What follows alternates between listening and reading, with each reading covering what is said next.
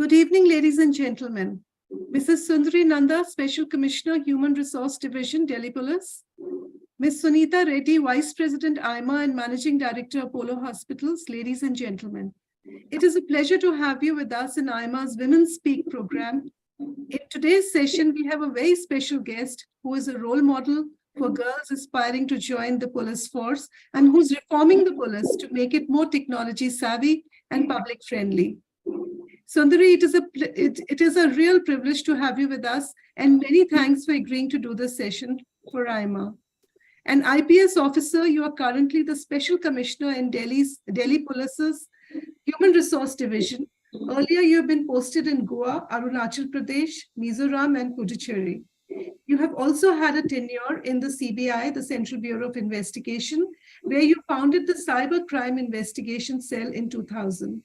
You are a recipient of multiple President's Police Medals. With your varied experiences at the top of investigation and law enforcement agencies, you have acquired a unique perspective on women's economic and social issues, and we are delighted that you have agreed to share your insights and views on a wide range of related subjects with us. Thank you so much for joining us, and a very warm welcome to you. Suneeta, it is a real pleasure to have you with us on this program, and many thanks for agreeing to moderate this session. It is your first session with AIMA as its Vice President, and it has to be special with you and Sundari being the key speakers. So thank you so much for joining us. You yourself are an outstanding business leader, and you've made a huge contribution to Apollo Hospital Group's growth and digitalization. You spearhead the group's finance, strategy, and acquisition activities, and you're driving the group's efforts to digitize healthcare. Once again, thank you so much for joining us today, and a very warm welcome to you. Ladies and gentlemen, this program is a platform for women leaders to share their stories and points of view. With the aim of the program is to inspire all women to aspire. Earlier, we have had excellent sessions with Ms. Naina Lal Kidwai and Ms. Vanitha Narayanan, two women leaders from the worlds of global finance and technology. We had great participation from women and men, and we believe that we are succeeding in achieving our aim for this program. Today, we have Sundari Nanda, who wants to talk to us about many issues that matter to women leaders, including acquiring a superwoman mindset, the impact of technology on mental health, and realizing the demographic dividend by ensuring health.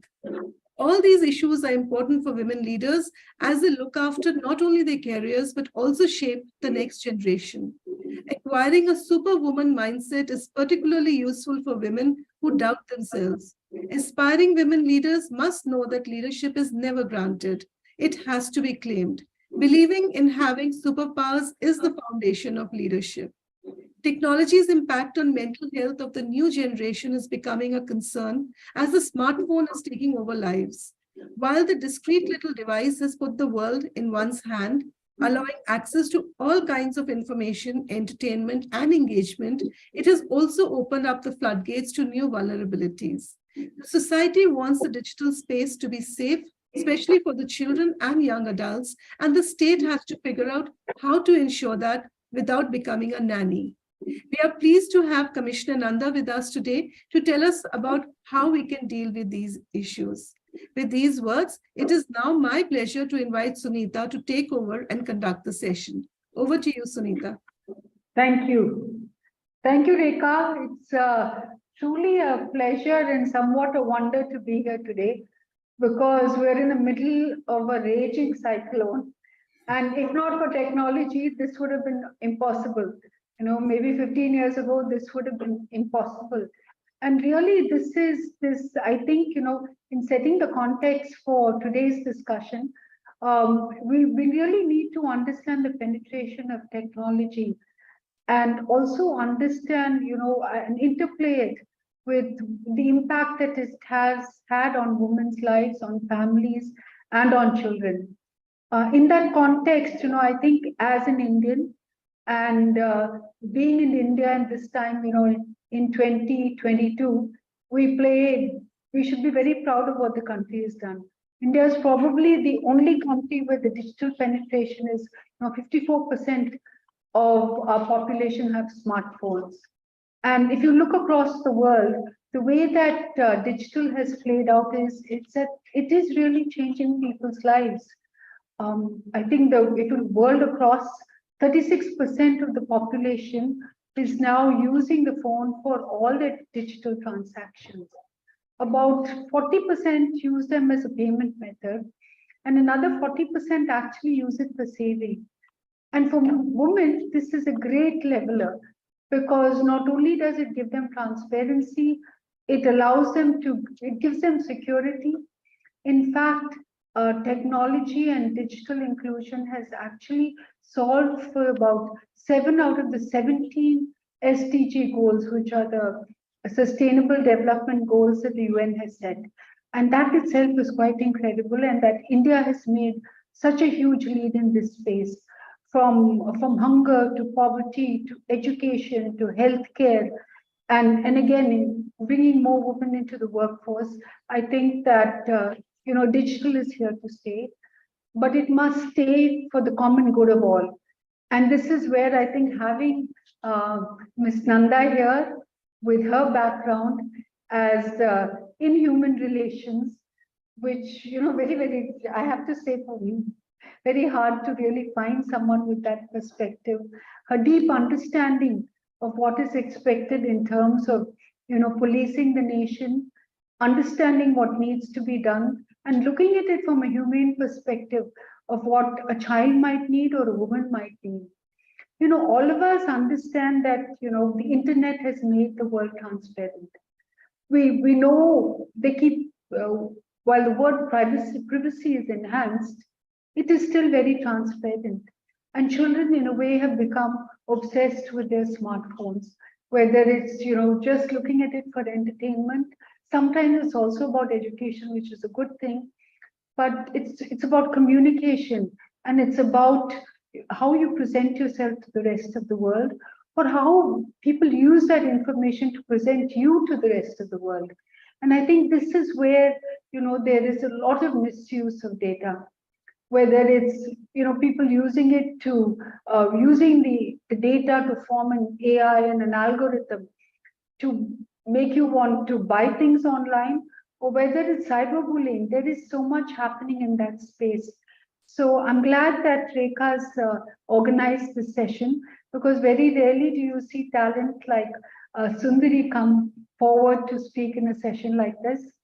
I'd also like to say that it's extremely important that that we have a woman in this space, because as you read testimonials across the globe, I think, many women, whether it's women or children, they're really afraid to go to the police force to ask for something.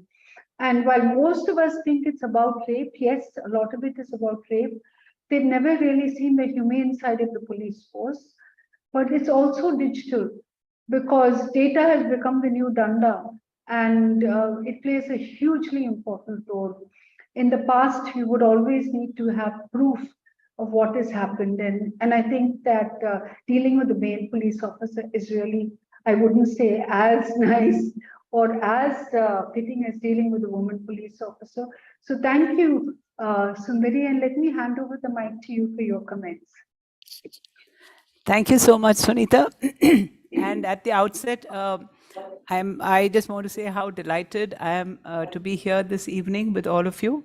And I'm so very thankful to Rekha for giving me this opportunity, and Suneeta as the vice chairperson of AIMA. And I'm also very grateful for letting this happen on a Friday evening, because a Friday evening is, though I'm sure many of us are going to be working on Saturdays, but nevertheless, if it's a mind game, Friday evenings have that kind of a bit of a reassurance of that we are all a bit relaxed, the week is over, etc., etc.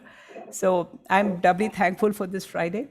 And so since we've had a kind of a backgrounder on the entire subject from Rekha as well as Suneeta, I think I would see the reason why I even suggested this topic is because I've been now working for 36 years in the system, and I've been seeing like I always say, in the police, we have a ringside view of life. And so from that ringside view of life, I mean, one sees what is happening.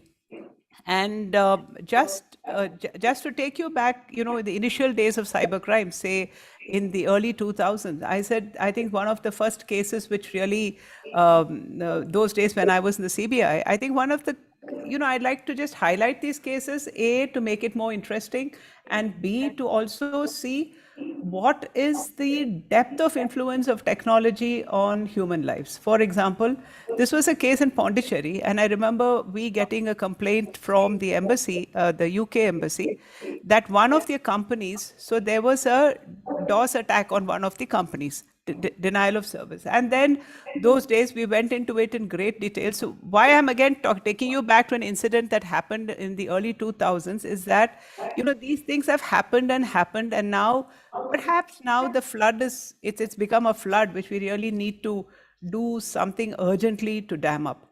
So this particular, so when we tracked down this IP address, then it wasn't so difficult. So at that time, it took us to the house of a doctor at Jipmer in Pondicherry. And there, ultimately, it was the 14-year-old son of this doctor who, in fact, was given a brand new computer by his parents because, everyone thinks that the child is in his room studying. And this kid was a whiz. And then after that, he started developing his own stuff. And then he tried it. It's a matter of fun for him. So he just tried with whatever he had, the malware that he had developed at that point in time.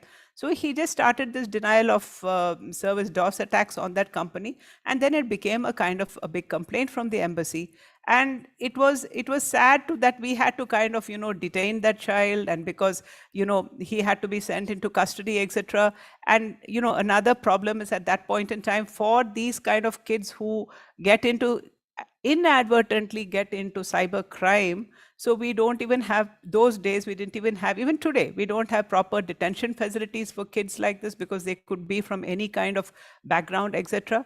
So this is one issue that really caught us at that point in time.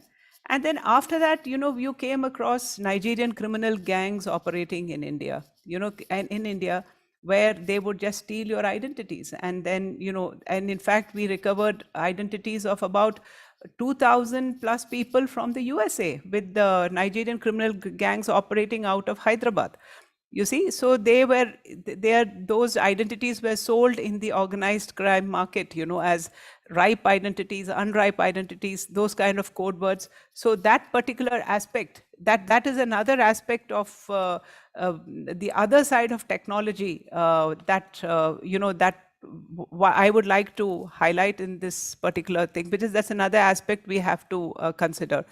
Then the third very interesting aspect is, of course, as we all know, lack of attention and this ADHD and lack of attention, lack of focus, etc., which happens with the use of technology by young people.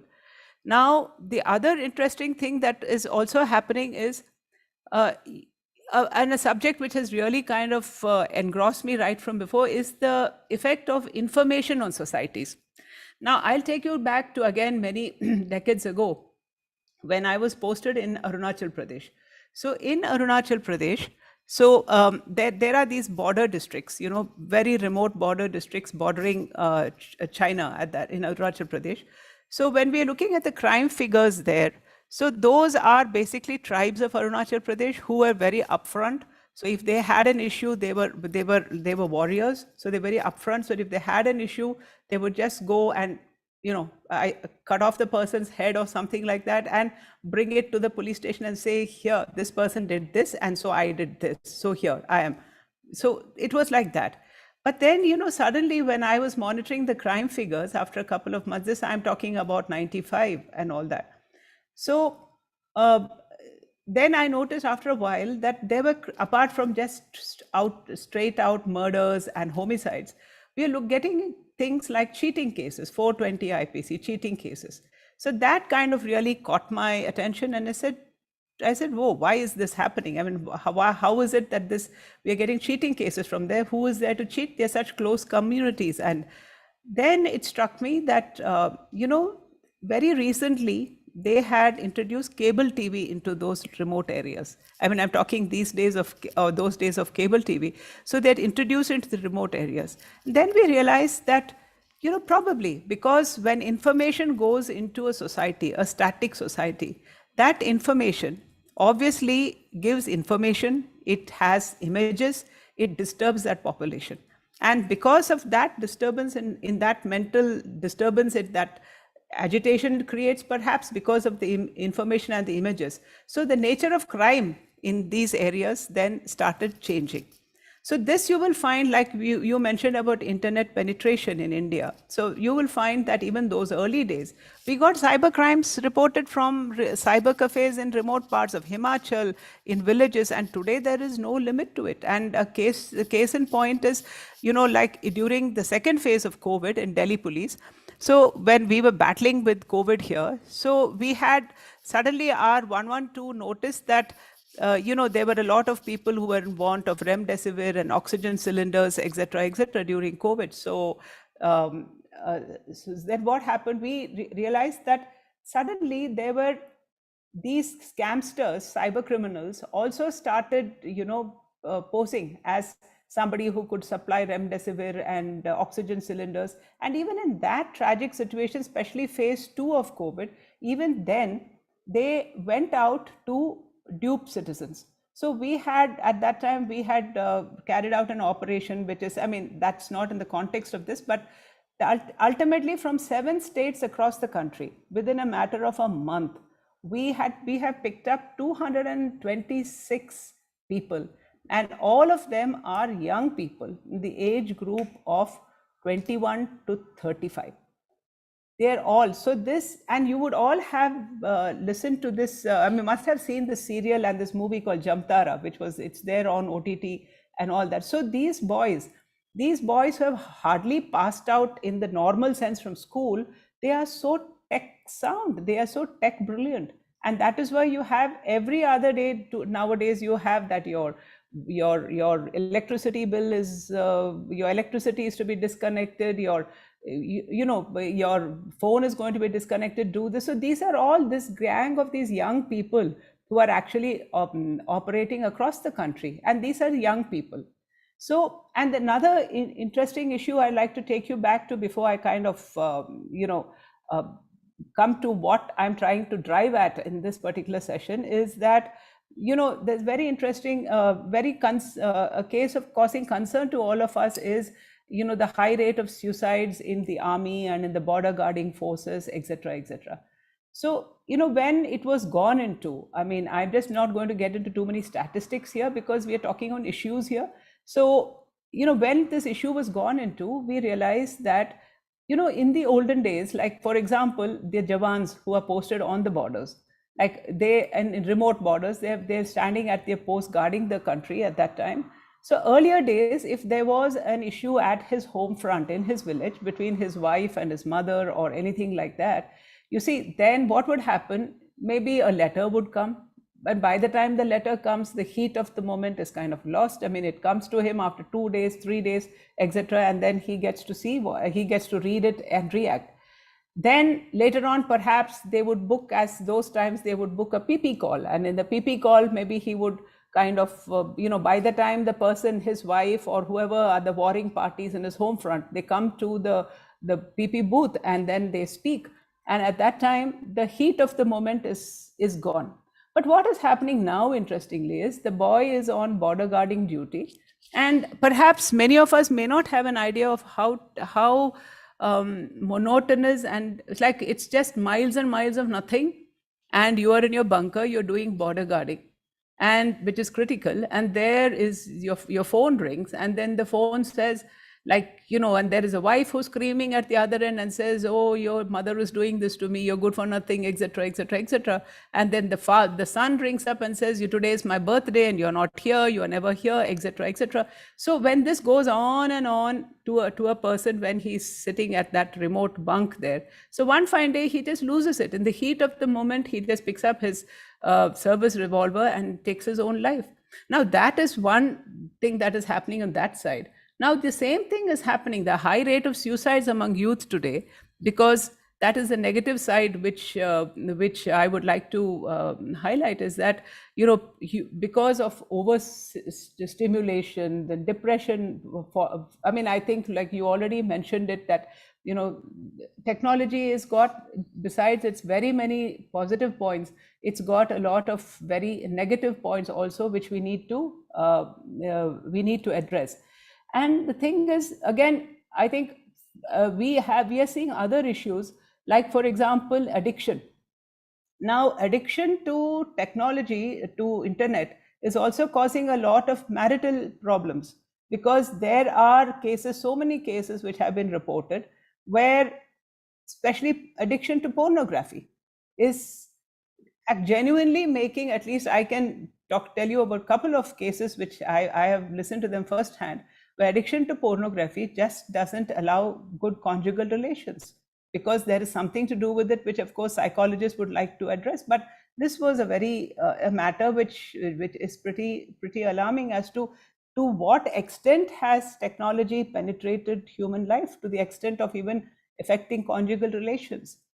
So that is one part of it which I would like to stress on.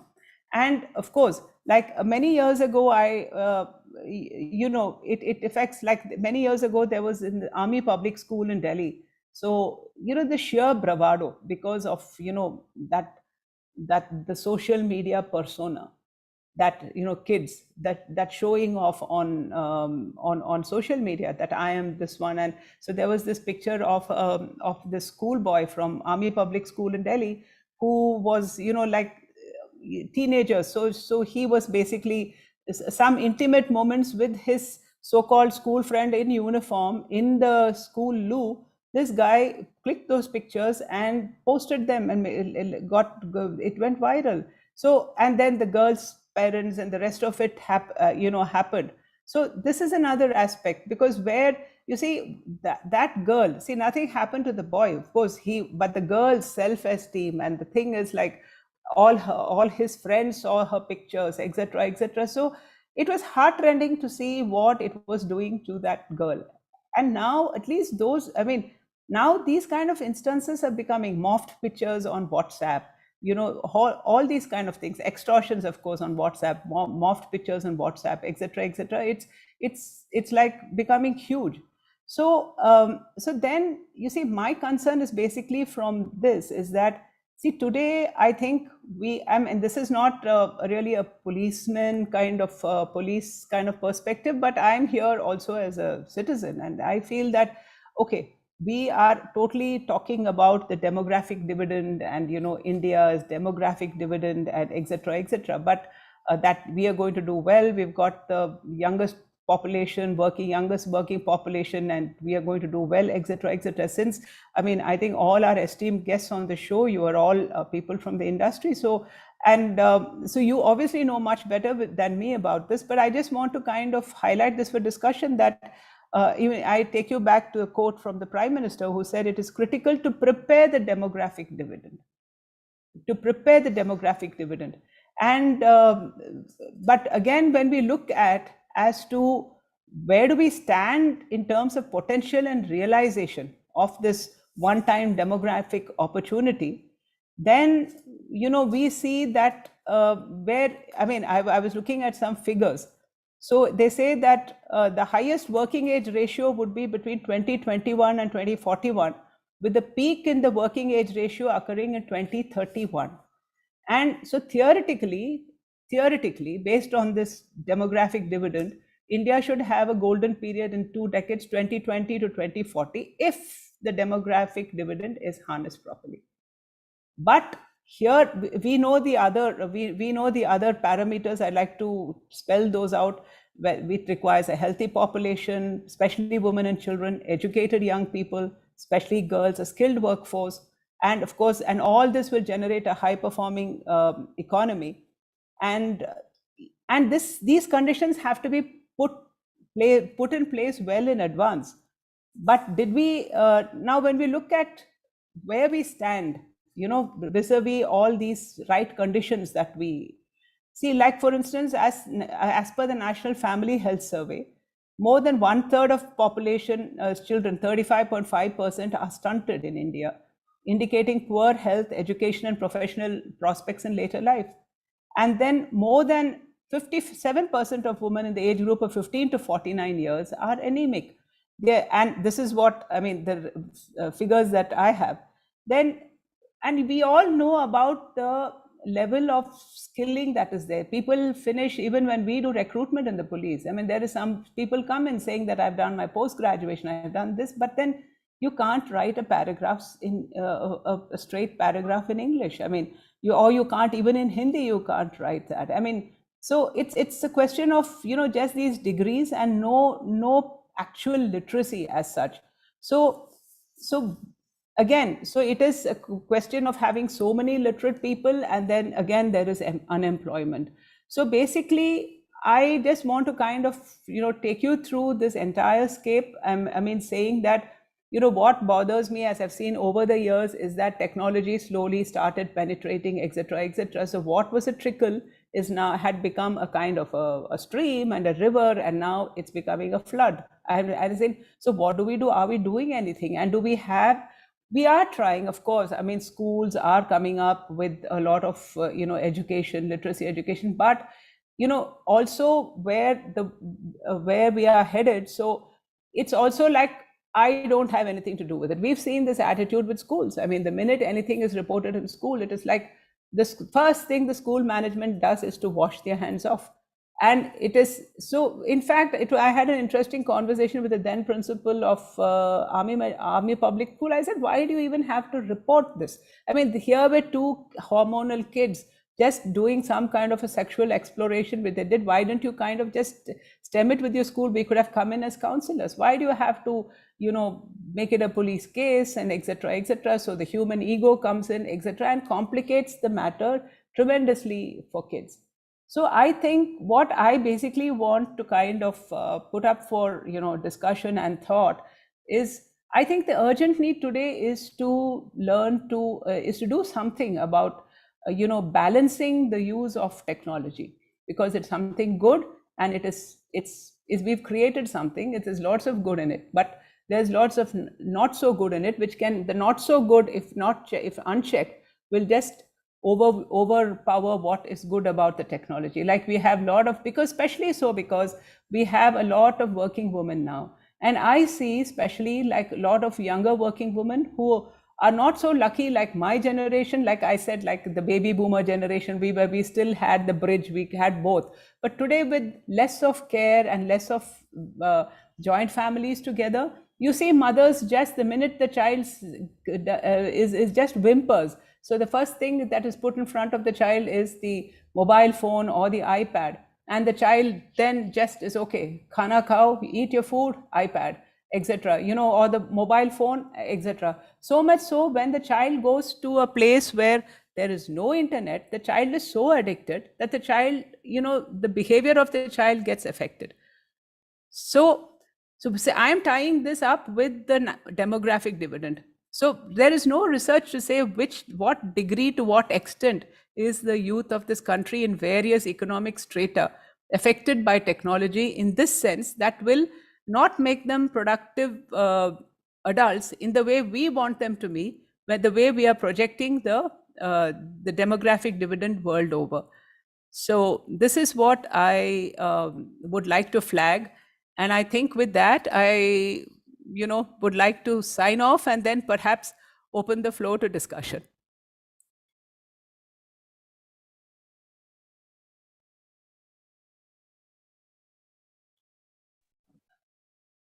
Thank you, Commissioner Nanda. I think that, you brought such an interesting perspective to what we believe is technology's enabler. And I think it's most important to know both sides, because when we do so, then we're able to take care of the risks. But it's even more important to prepare young adults and children so that as we introduce technology, we can also put safeguards in place. And I think we have a lot of questions. So I'm going to combine one or two of them together so that it'll make it easier for you, for you to get answers. Let me start by asking Arun, because you have such a wonderful name. You share your name with Buddha's half sister. Yes. Has that reference mattered to you or influenced you in any way? No, it was something that I discovered rather recently when I had well, sharing a personal thing. So I was very keen. I have a lot of admiration for the Buddhist thing. So when I did recently, when we went to meet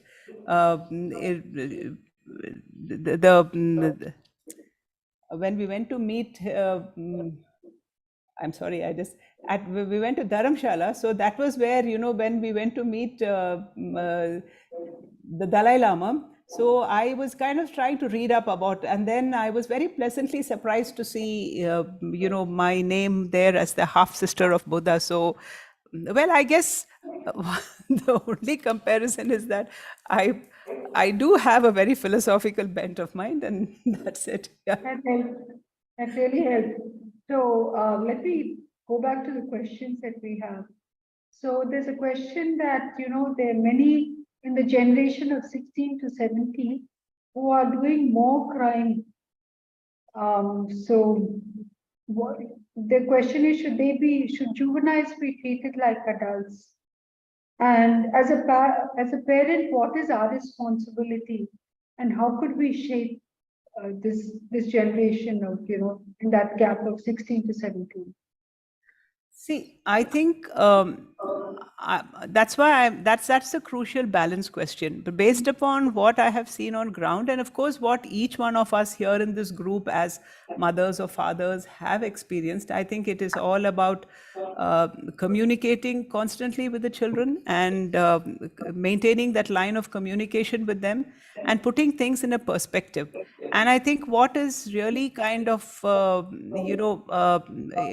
playing a kind of a undesirable catalyst is, of course, the overwhelming marketing that happens.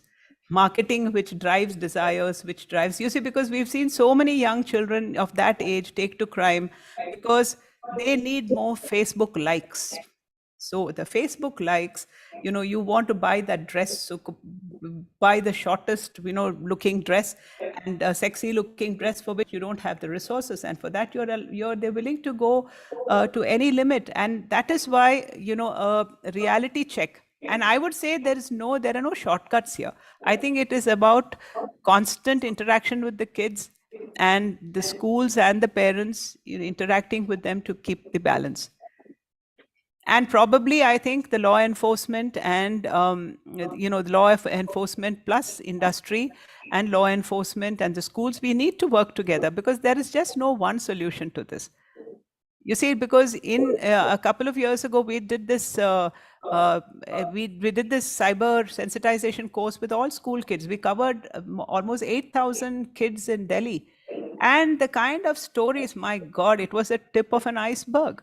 The parents don't know what is happening. They just think the child is studying. It's like somebody's got a tunnel dug into your home, and especially, keeping them away from pedophiles, keeping them away from other unwanted elements. So parents need an education first.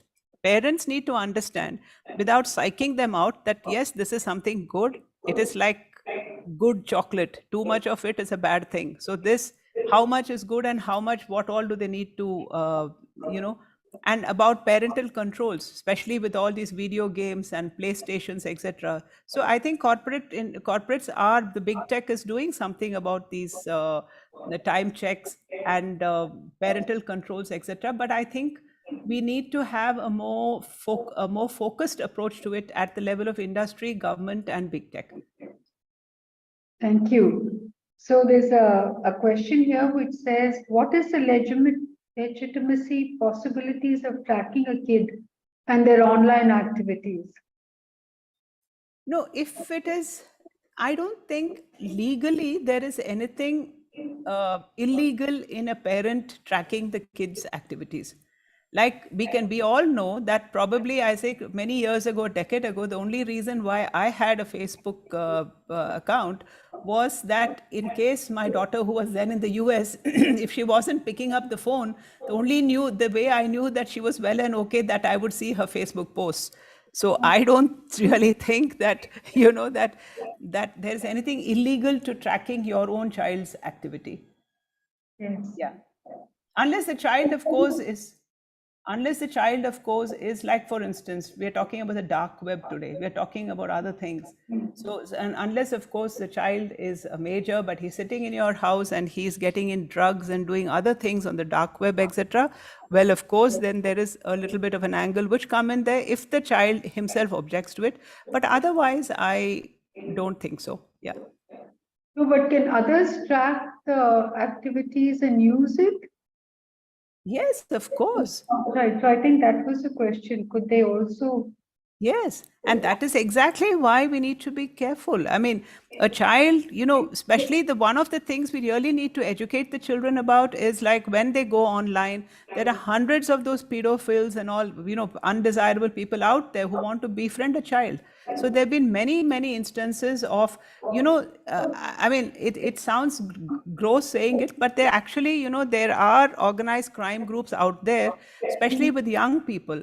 They sell this kind of pornography online where an unsuspecting kid, could be any one of our daughters or sons, is befriended, and in the privacy of the child's room is asked to kind of disrobe and do certain things, and that with unknowing to the child, it's videoed, and that material is also sold online by these criminal groups.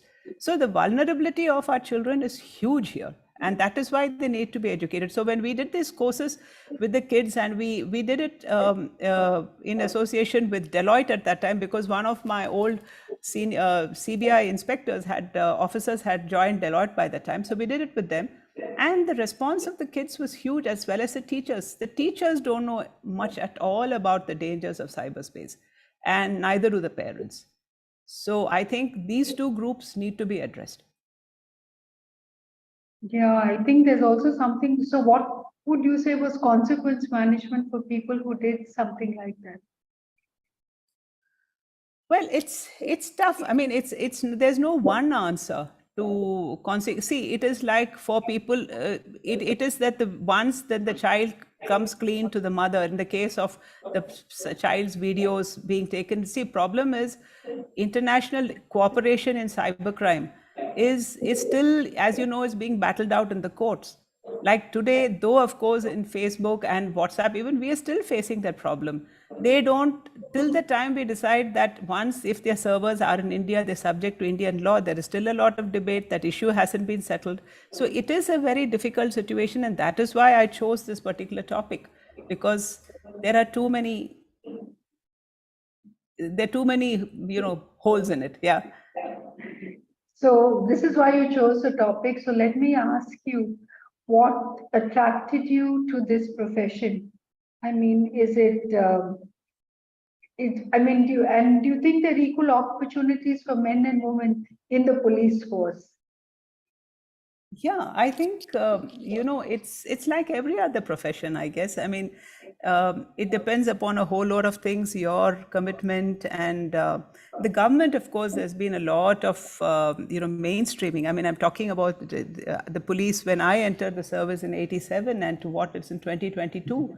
So we have women mainstreamed everywhere, and we are into operations. So we know there's no more gender roles, we are completely mainstreamed into operations, etc., etc.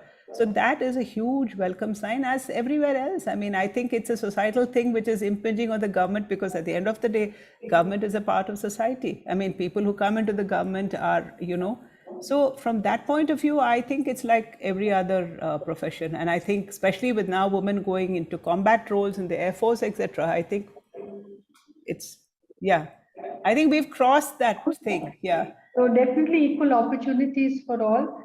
Yes. Because the public image of police remains that of coarse men, Yeah. And people like you are changing it. So as someone who is involved in HR and policy, what have you done to change that? See, the first thing that I think an important thing that I've done last year is to, bring in the name HR. Because till the time in most police forces, if you find, you'll always find a special commissioner headquarters or a special commissioner administration. You'll never find the word use HR. And for us in the police, we are very manpower intensive, because manpower is our asset, our main asset. So I would say, I think the singular legacy that I would leave behind when I leave this place is the name HR, the concept that the human beings in the force are what they are, your hands and legs, and you have to deliver with them. So it should be so you should pay attention to them, whether it is your welfare. So we've created a complete new welfare vertical in the Delhi police, where you see we look after the men's the family's education. We've got our own schools, we've got and counseling, and most important, you see, a police person is like doctors. I guess you see so much of tragedy, you see so much of what I call the ring side of life so much, and that itself kind of disturbs a person. They need counseling. So at least now we are working on during the COVID, of course, we managed to break that kind of a kind of resistance that was that you don't want to acknowledge that you are having mental health issues, in the terms that you've seen a very disturbing. I remember it is actually very disturbing when you go into an ambush area. I said I worked in terror infested areas in the Northeast and all that. So when you go into an ambush area and you see slaughtered bodies, or earlier when we used to work in Punjab in early '88, when the Punjab terrorism was there, you go into a hut and find all of them shot down, and perhaps just a young baby crawling with all the mother, father, every. So as a human being, you tend to react. So like in India, we are rather late at it, but I'm glad that we are waking up that mental health issues cannot be brushed under the carpet, and they have to be looked at. And looked at, because if you want this youth dividend to perform, you have to look at and not treat it like wo pagal ho gaya, और पता नहीं उसको कुछ है दिमाग में. So that that label that we I think we've come a long way, and we still need to go a long way. So the Delhi police has undergone people handling training with Indigo. And Yes. Can you tell us a little bit about how this exercise helped? Because I think, there's several parents in the audience who are also keen to know how they should advise their younger generation. See, in fact, it was. These are actually, sorry, two separate things. I think one is the HR training for police, and the second is what do we, as parents, what do we tell our children, and how do we make sure that they understand the impact of what they do? No, I think for the second question, taking the second question first, I would say that I think we should not tell our children anything. We should just be what we want our children to be. Which is, balancing technology use at home, which is making time for conversations, making time and having that chat with the children, a kind of an open communication. Because a lot of things, like I said, like we are the baby boomer generation, and I'm sure there are people from the millennials and the Gen Zs and the Alpha generation also in the audience. So, that generational gap, without saying, oh, this is right and this is wrong. Now, let us take the case of the Shraddha Walkar case, which is before us now. So if it was that the father was like, said that, no, she went away, so she cannot come home, etc., etc. If he was more understanding to what cost that girl to do it. I mean, there are always two sides to it, but, what cost her to go away with this guy? What were the, it could be the hormones, it could be infatuation, it could be a whole lot of things. Maybe the home atmosphere. So this, I feel that somewhere we are there, that वो तो बच्चा अच्छा नहीं है, क्यों वो लड़के के साथ जाती है रात को. But today, like it's those kind of things. So the communication between parents and children and parent to parent, I think I keep coming back to that, because I think that is very, very important. So I feel that there's any amount of telling the kids is not going to help. I think enforcing certain things at home and in school, and educating the parents and teachers about cyberspace, the vulnerability. Now, let me tell you the story of another case where, this kid, he went online, and he was I remember, from somewhere in Bangalore. So he went online, and he had this company, US company, which asked him to develop something for them, and he was a whiz kid. So he developed some software for them. And so they kind of, and it was like that entire document which appears on screen. I agree. So he just ticked everything, and then he gave it to them, and then he got a tidy sum for it, etc., etc. Then this kid didn't even think, because our kids don't read what is written there when they click that I agree button. And then after that, this kid he shared that source code and software with another friend of his who was into developing some other business, and lo and behold, this company from US somehow sniffed it out, and they complained against him, because for them it was a breach of contract. He was cheating them, and this kid knew nothing. He didn't know what hit him. When we said that there's a case registered against you, obviously that, because he's not educated about the fact that, okay, he signed this, read it.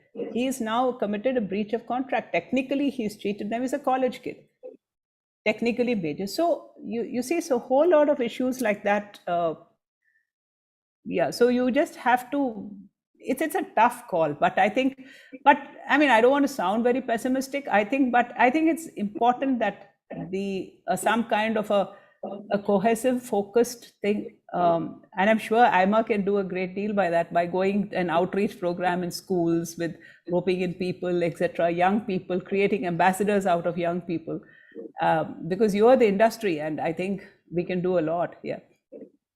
I think that's a very good learning, because like in the movies, they say, PG, parental guidance advice.